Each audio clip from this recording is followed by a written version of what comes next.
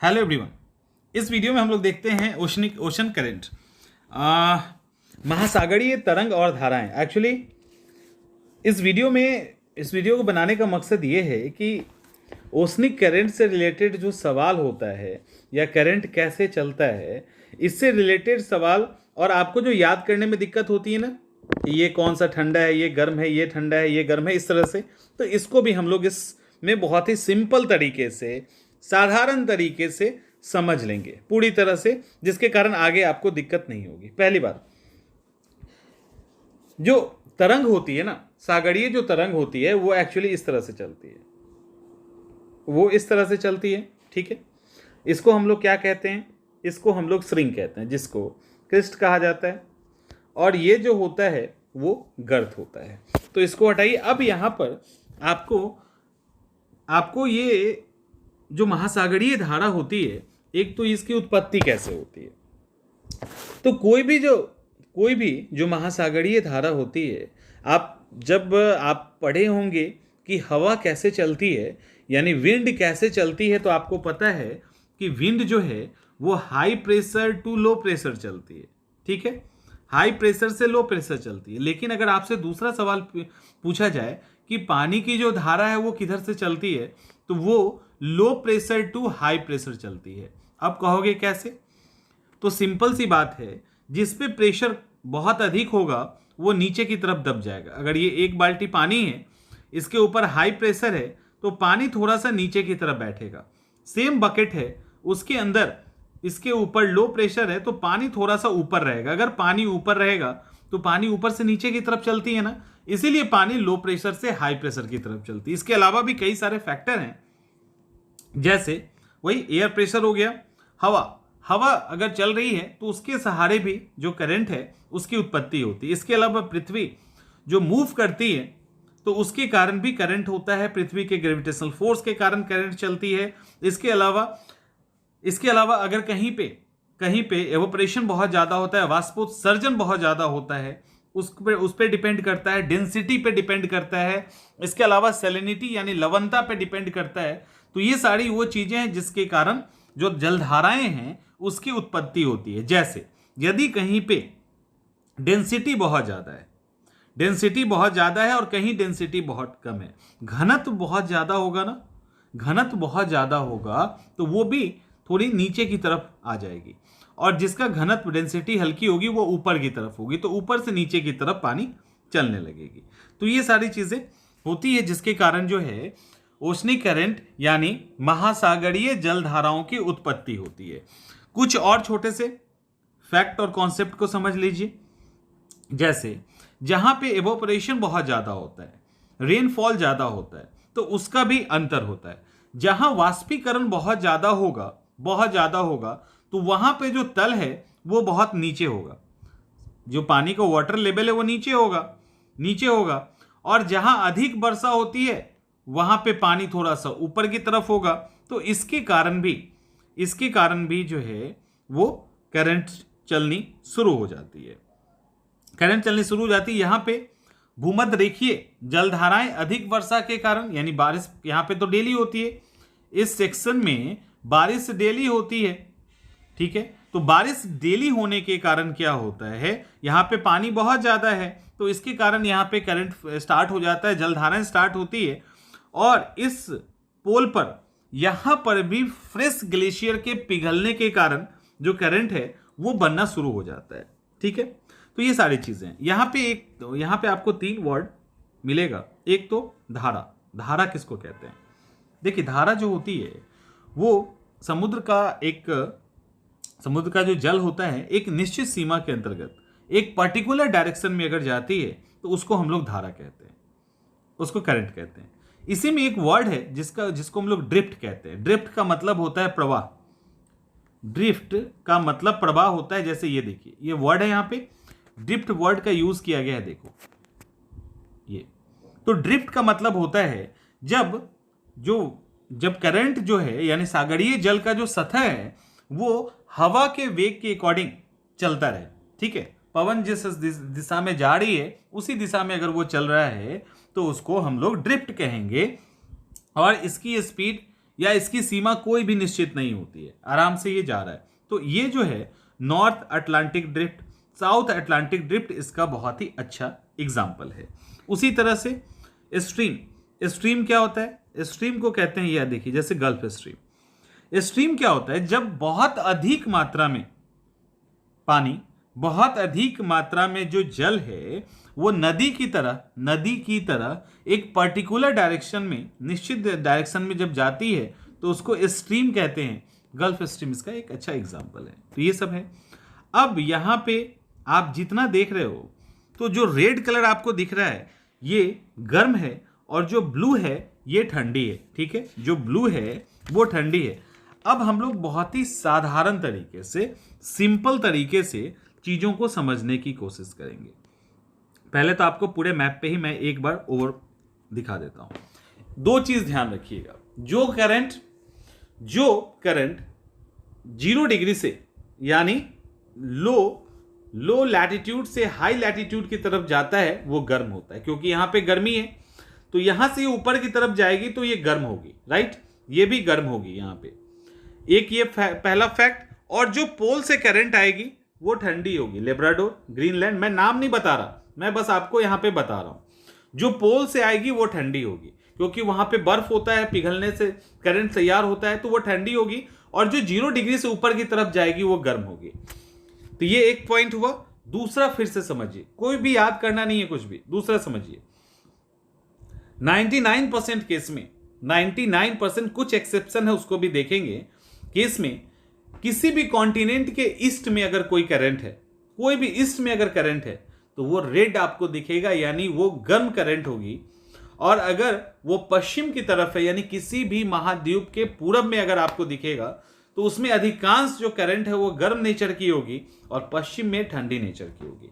कैसे? देखिए, east Australia current गर्म, पश्चिमी ऑस्ट्रेलिया करंट ठंडी, मोजाम्बिक गर्म, अंगलुहास गर्म, बेंगुला पश्चिम में ठंडी, ब्राजील पूरब में गर्म, पेरू ठंडी, कैलिफोर्निया पश्चिम में ठंडी, गल्फ स्ट्रीम पूरब में गर्म।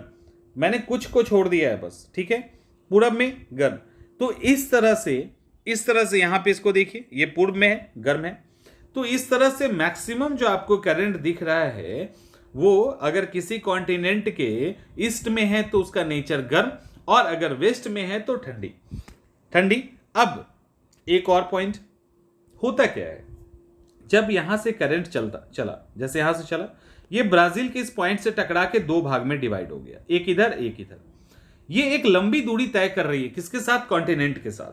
तो लंबी दूरी तय कर रही है और हाई लैटिट्यूड पे जा रही है, तो धीरे धीरे इसके अंदर जो एनर्जी है, जो हीट है वो कम होते चली जाती है। ठीक है, हीट कम होते चली जाती है, और जब आगे जाती है तो ये अब यहाँ पे साउथ अटलांटिक वाला जो आ रहा है वो भी थोड़ा ठंडा होगा, तो उसके साथ ये मिल जाती है। मिलने के बाद ये जब सर्कल तैयार करती है तब तक इसके अंदर का जो हीट है वो निकल चुका होता है, और जब ये कॉन्टिनेंट के पीछे जाती है तब तक ये ठंडी हो जाती है। यही कुछ यहां भी होता है, अंगलोहास मोजाम्बिक। अब यहां पर भी साउथ इंडियन जो करंट है इसके साथ संपर्क में आती है, एक लंबी दूरी तय करती है, हाई लैटिट्यूड के अंदर हीट समाप्त हो जाता है, और फिर ये जब वेस्टर्न साइड में ऑस्ट्रेलिया के टकराती है तो ठंडी हो जाती है। तो इसके कारण क्या होता है कि जो धाराएं हैं वो ठंडी होती है। अब एक एक करके इसको देख लेते हैं। तो याद रखिएगा, 99% केस में अगर आपको सिर्फ इमेज याद रखना है कि अच्छा अंगलुहास है किस तरफ है, तो ईस्ट में, तो गर्म होगा। ब्राजील कहां पे? ईस्ट में, गर्म होगा। पेरू वेस्ट में, ठंडा होगा। बेंगुला वेस्ट में, ठंडा होगा। कनाडी वेस्ट में, ठंडा होगा। ठीक है, उसके बाद ईस्ट ऑस्ट्रेलिया ठंडी धारा होगी, ईस्ट ऑस्ट्रेलिया गर्म होगी, वेस्ट ऑस्ट्रेलिया ठंडी धारा होगी। तो इस तरह से आप जो है इजिली इसको देख सकते हैं। अब हम लोग करंट को देख लेते हैं थोड़ा सा। क्या है कि ये इक्वेटोरियल करंट चली और ये आगे बढ़ रही है, आगे बढ़ेगी तो ये गल्फ स्ट्रीम के नाम पे बदल जाती है। ठीक है, आगे एक ये एक्चुअली क्यूरसियो की ये जो होती है नहीं वो अलग है ना, यहाँ पे हम लोग अभी अटलांटिक देख रहे हैं ना, तो गल्फ स्ट्रीम में बदल जाती है। और होता क्या है एक्चुअली, गल्फ स्ट्रीम में बदल जाती है आगे जाके, लेकिन ये जो आप देख रहे हो ना, ये वाला हिस्सा, ये फ्लोरिडा की धारा है। ठीक है, ये फ्लोरिडा है, तो इसके बगल से जो करंट फ्लो करती है, करंट जाती है, उसको हम लोग फ्लोरिडा की धारा कहते हैं। और एक और करंट है जो ऐसे जा रही है, ठीक है, तो ये ऐसे जो जाती है इसको एंटिलीज की धारा कहते हैं। इसको एंटिलीज फ्लोरिडा के पास से निकली तो इसको फ्लोरिडा करंट कहते हैं। यही आगे जाके गल्फ स्ट्रीम में बदल जाती है, गल्फ स्ट्रीम में बदल जाती है। और ध्यान रखिएगा आगे जाके ये नॉर्थ अटलांटिक ड्रिफ्ट का पार्ट होती है, ये यहां टकरा के दो भाग में बढ़ जाती है। एक भाग कनारी की धारा कहलाती है जो ठंडी होती है, और दूसरा नॉर्वेजियन करंट होता है, नॉर्वेजियन की धारा होती है, वो आगे चली जाती है। नॉर्थ अटलांटिक ड्रिफ्ट आगे जाके नॉर्वेजियन नॉर्वे के कोस्ट से बहती है। ये चूंकि गर्म होती है, गर्म होने के कारण यहां पे चारों तरफ बर्फ होता है, लेकिन इनका जो कोस्टल इलाका होता है वहां पे बर्फ नहीं रहता है और सालों भर इनका पोर्ट काम कर रहा होता है। अदरवाइज इनका पोर्ट जो है ठंडे के टाइम में काम नहीं करता। तो ये होता है। लेकिन यहीं पर क्या होता है, ये जो एक सर्कल बनता है, सर्कल के कारण इसमें एक छोटा सा एरिया है, ये एरिया बिल्कुल शांत हो जाता है। यहाँ पे कोई भी हलचल नहीं होती, कोई भी करंट नहीं होता, बिल्कुल एक सर्कल के कारण ये इलाका शांत हो जाता है। जब शांत होता है इसको सारगैसो सागर कहते हैं, इसको सारगैसो सागर कहते हैं। और इस तरह से ये जो है मछली के लिए काफी अच्छा माना जाता है, फाइकोप्लैंक्टन यहाँ पे मिलता भी है।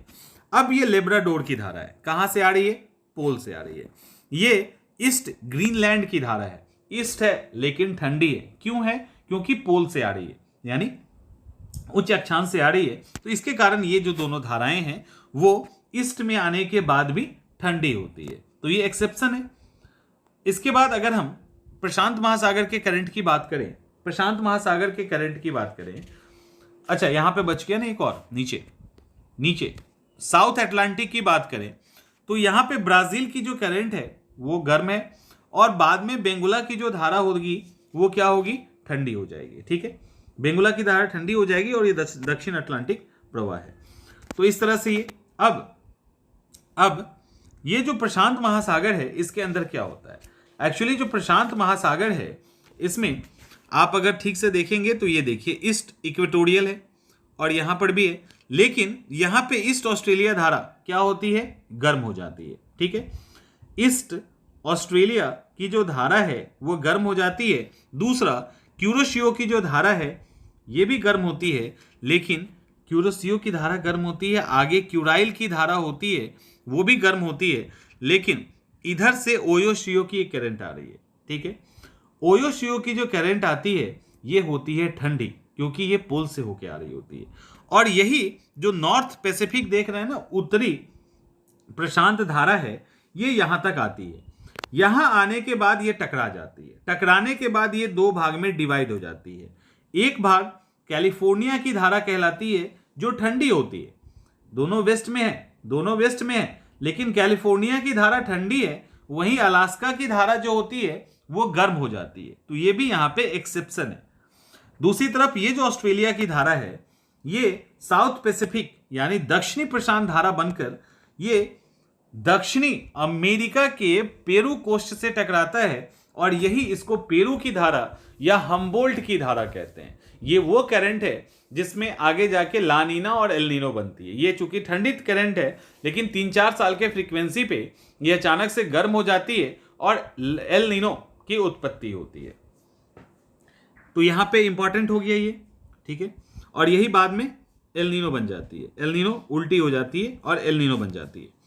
इसके बाद हिंद महासागर को देखते हैं। ठीक है, हिंद महासागर में क्या है, हिंद महासागर में एक्चुअली जो धाराएं होती है वो ठंडी और गर्म के मौसम में बदलती है मॉनसून के कारण, लेकिन सामान्यतः अगर बात करें तो ये अंग्लुहास करंट है, ये मोजाम्बिक है, दोनों गर्म करंट है। ठीक है, दोनों गर्म है, एक मेडागास्कर के ईस्ट में है और एक जो है अफ्रीका के ईस्ट के अंदर है, तो इसके कारण दोनों गर्म है। और यही आगे जाके साउथ इंडियन यानी दक्षिण हिंद महासागरीय धारा बनती है और वेस्टर्न ऑस्ट्रेलिया के नाम से ठंडी धारा में बदल जाती है, और फिर ये इस तरह से आगे बढ़ती चली जाती है। तो इस तरह से ये हिंद महासागर की करंट है। तो टोटल यही करंट है। आपको इस इमेज को 2 बार 4 बार 5 बार सिर्फ देख लेना है, तो इमेज में क्या होगा कि सारी चीजें आपके आंख के आगे बैठ जाएगी, और जैसे ही बैठ जाएगी आपको ज़्यादा याद करने की जरूरत नहीं होगी। अच्छा पेरू है क्या, तो पेरू की तरफ है, किधर है, वेस्ट में है, अच्छा तो ठंडी होगी। बेंगुला है क्या, कहाँ है, वो भी तो वेस्ट में है, ठंडी होगी। अंगलुहास है, ईस्ट में है, गर्म होगी। तो इस तरह से आप इजी वे में कम मेहनत से करंट पे पूरा कमांड कर सकते हैं। तो यही है आज का टॉपिक, फिर हम लोग मिलेंगे कल।